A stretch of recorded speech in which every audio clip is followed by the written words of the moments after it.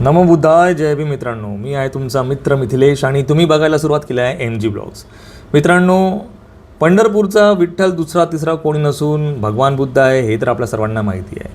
पण तुम्हाला माहिती आहे का की जे लाखो करोडो वारकरी प्रत्येक वर्षी विठ्ठलाच्या दर्शनाला जातात, ते विठ्ठलाच्या दर्शनाच्या अगोदर एका महाराच्या समाधीला नतमस्तक होऊन जातात. याचबद्दल आपण बोलूया.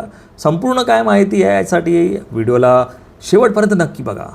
आणि कुठल्या राज्यातून, कुठल्या शहरातून, कुठल्या कंट्रीतून, कुठल्या देशातून तुम्ही आमचा व्हिडिओ बघताय हे आम्हाला नक्की कळवा. मलाही कळू द्या की तुम्ही माझे व्हिडिओ कुठल्या कुठल्या भागातून बघता. चला सुरू करूया आजचा व्हिडिओ. मित्रांनो, एक असा संत ज्यांना आयुष्यभर मंदिराचे दरवाजे बंद राहिले, पण आज 700 वर्षानंतरही विठ्ठलाच्या दर्शनाला जाणारा प्रत्येक वारकरी आधी त्यांच्या समाधीवर नतमस्तक होतो आणि मगच मंदिरात प्रवेश करतो.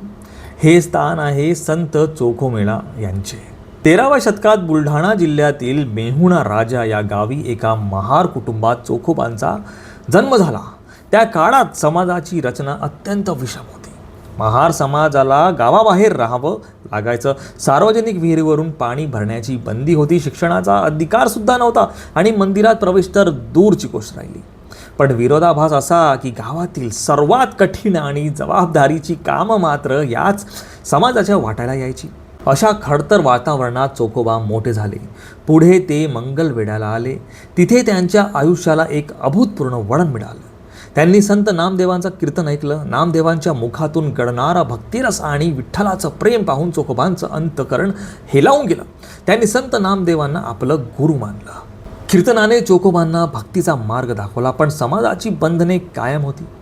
मंदिराचे दरवाजे त्यांच्यासाठी कधीच उघडले नाही. मग चोखोबांनी काय केलं? त्यांनी चंद्रभागेच्या पलीकडे आपली एक छोटीशी झोपडी बांधली. तिथूनच दूरवरून मंदिराच्या कळसाचं दर्शन घ्यायचं. महाद्वाराजवळ उभं राहून घंटानाद ऐकायचा आणि मंदिराभोवती उरलेले उष्ट अन्न प्रसाद म्हणून स्वीकारायचं. चोखोबांचा अपमान झाला, मार बसला, समाजाने धिक्कारलं, पण चोखोबांनी विठ्ठलाचा ध्यास कधी सोडला नाही.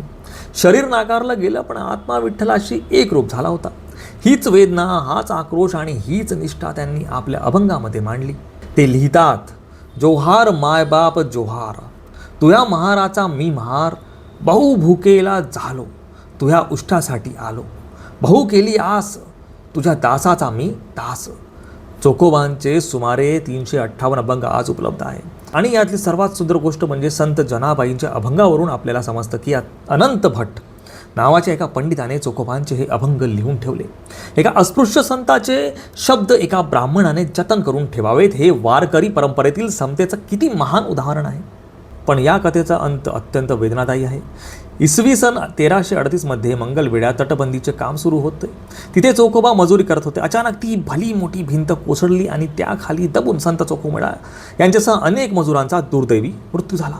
संत चरित्रात एक अतिशय भावूक प्रसंग सांगितला जातो. तिथे अनेक मृतदेह आणि अस्थी एकत्र झाल्यामुळे चोखोबांचे अस्थी कोणती ही ओळखणं कठीण झालं. तेव्हा संत नामदेव तिथे आले. त्यांनी एक एक अस्थी कानाला लावून पाहिली. ज्या अस्थीतून विठ्ठल विठ्ठल असा सूक्ष्म आवाज येत होता, ती चोखोबांची अस्थी नामदेवांनी ओळखली.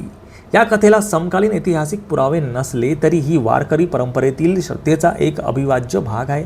तुम्ही याला एक काल्पनिक कथासुद्धा समजू शकता.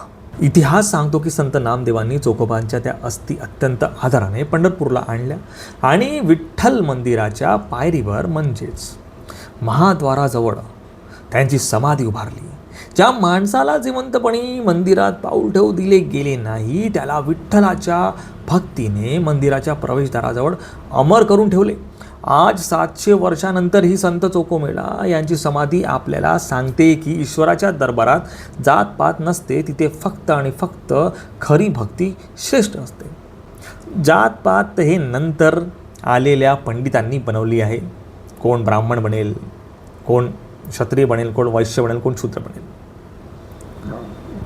तर मित्रांनो, बहुतेक मला असं वाटते की संत चोखोमेळा यांनासुद्धा कळले असेल की पंढरपूरचा विठ्ठल दुसरा तिसरा कोणी नसून तो भगवान बुद्ध आहे. म्हणून ते त्यांच्या भक्तीमध्ये इतके लीन झाले असतील.